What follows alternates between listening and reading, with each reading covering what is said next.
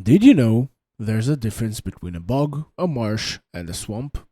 I researched the topic for this video specifically, but then I sat down to write the script for today's episode and it wasn't relevant at all. Hey everyone, I'm Necromancer. Let's draw Glassburn.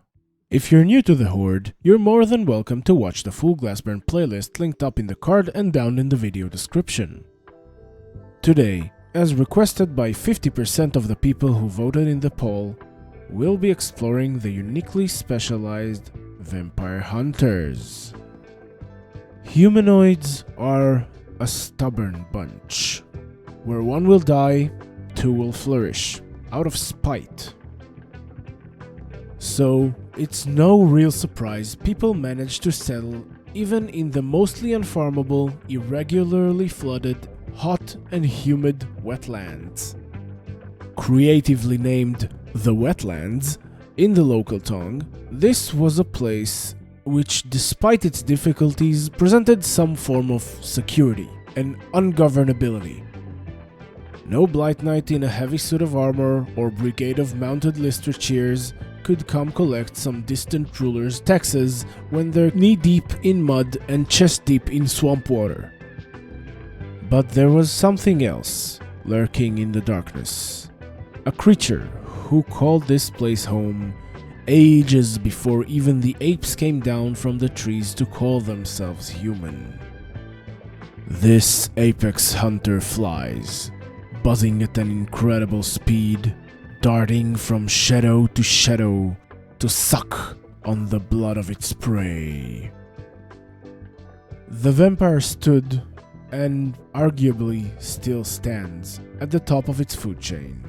For eons, its biggest threat has been other vampires, or smaller predators eating its still evolving larvae. Then, humans came in. They dried up the land to make it more hospitable for themselves.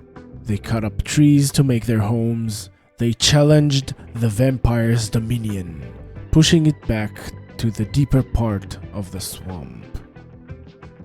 At first glance, it seems like a disaster for the vampire. But as it seems, humans are a delectable, self-sustaining, abundant food source. No more hunting big water lizards, sloths, and monkeys, fighting for puny amounts of blood. The humans stay in one place, sleep when the moon is high up, and are big and full of precious nutrients. A perfect prey if there ever was one. Wait, this episode is titled Vampire Hunters, and while vampires hunting humans qualify for that title, since English is broken language, the drawing and myself say this isn't what I meant. I assume you clicked on the video expecting something else. So let's talk about Ygrin and Evka, and Rojan, the second vampire hunter and inarguably the best one. A few years after drawing up their piece of land and settling in their newly built home, Ygrin, a handsome, strong man with a good sense of humor and a knack for picking fights, married Yoevenka, or Evka for short. A sharp-minded woman with hair the color of flame and a high affinity for thermokinesis. Evka's belly rounded quickly, a sign of a big, healthy boy, according to Ygrin's mother. Nearing the end of her pregnancy, Evka kept to the house, not going out much as the uneven, wet and spongy ground might trip her. Besides, Ygrin couldn't handle the outside garden for a week or two.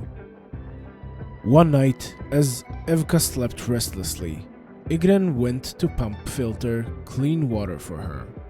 He heard a buzzing, not unusual for this area, but this was louder than normal. He finished filling the bucket and went back home to a waking nightmare.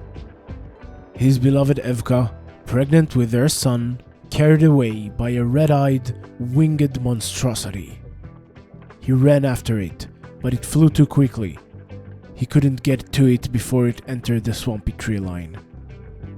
Igren grabbed a torch and a bow, then headed into the darkness. He will bring his wife back. When he found Evka, it was almost dawn. The monster had just stopped to put her, sleeping, in the water. Igren, sleep-deprived and furious, took the shot, right at the back of the monster's head, but the arrow glanced off, leaving nothing more than a little scratch on its carapace. As the huge insect screeched in anger, Igren knocked another arrow. The vampire coursed to him and with a loud thump skidded to a halt dead in the mud next to Igren, an arrow stuck in its heart. Igren didn't spend time relishing the unlikely victory and went to his unconscious wife. She was barely alive and bleeding out of a big circular hole in her side. He held her, weeping as the sun went up, feeling her life drain out of her. His Jovanka was dead, but he still had time. With tears in his eyes, Igren used his soul fire, his thermokinesis, to sterilize his knife. He cut open her belly as gently as he could and lifted his first and only child in his hands. He named the boy Rojan, Daylight, and carried him home. He told no one of what happened as he came back to the village quietly. Rojan slept as Igren went back, dispassionate, into the trees again, to return with Evka's body and the creature's head. News spread fast, and talks of protecting the village started forming. These were farmers, engineers, tailors, not vampire hunters. But Igren was one now, and he intended on raising Rojan as one. Rojan grew to have his mother's fiery hair and his father's knack for fighting. He also had something none of them was particularly good at, an engineering talent. Over the years, the two went on many hunting missions, most to get food and train, but some to hunt. Rojan invented devices to help them to even the odds when facing the intelligent, flying, sleep-inducing, blood-sucking monster. He invented the crossbow as we know it now, to help penetrate the vampire's tough exoskeleton. He also invented the swamp stilts, functioning like a waterbird's foot to help them traverse the swamp more easily. The duo developed an outfit including a leather armor, a protective mask against the anesthetics, repurposed boar spears, and a green camouflage cloak. They also carry other equipment like a bottle of clean drinking water and an empty bottle, purposely colored purple and meant for collecting the vampire spit. This is because of the many uses anesthetics and anticoagulants have in medicine.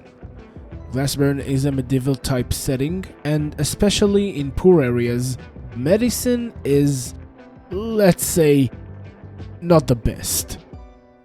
So, a resource such as a non-toxic drug that can be used to ease pain, help with bloodletting, help with sleep, and as a sedative in amputation is a precious one, especially in quantities. The people of the wetland villages don't know that pregnant vampire spit contains Islium in useful quantities. Honestly, even if they did know, these people wouldn't be able to separate or isolate it from the spit, since they don't have the technology or knowledge.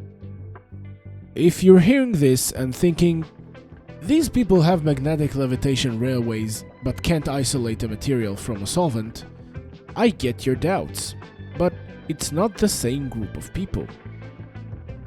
The world of Glassburn is big and segmented. I talked about it in the intricacy episode, but in short, it means technology is more often than not local and specialized. So, vampire hunters. I mean, they're already out hunting vampires out of a personal vendetta, so why not make a profit and contribute to society and medicine while they're at it? That's it for today. I hope you liked this drawing of Rojan, the vampire hunter, and the tragic story of his birth and vendetta. You're more than welcome to steal it for your edgy D&D Ranger backstory. Glassburn has been missing some personal stories and actual named characters. I liked writing this one and I might do it again. A lot of the inspiration I got for the community inhabiting the wetlands came from the history of the Netherlands, where I was vacationing with my non-platonic roommate in the August rain. I guess the plane is like a Pokemon trade Game Boy cable because I returned with a fiancée. I actually hinted at the proposal in the drawing. You can see Rojan has a ring on a lace tied to his belt. I wonder who the ring belongs to and why it's so important to him that he carries it around. You may come up with suggestions and speculations in the comment. While you're at it, it's time for 2 fruits and a seed. The first thing I wanted to focus on is the quality of the render. I think this is one of my best renditions, and the end result is so good in my opinion that I put it as a screensaver on my PC. I don't know how many hours I spent on painting, I don't know how everything worked out. Maybe it's because I went back to playing Magic and seeing all the art, or maybe it's because I was relaxed after a week-long vacation. Whatever the reason, I feel like my level of skill went up significantly, and while I am very far from the level I wish I had, this is definitely a step in the right direction.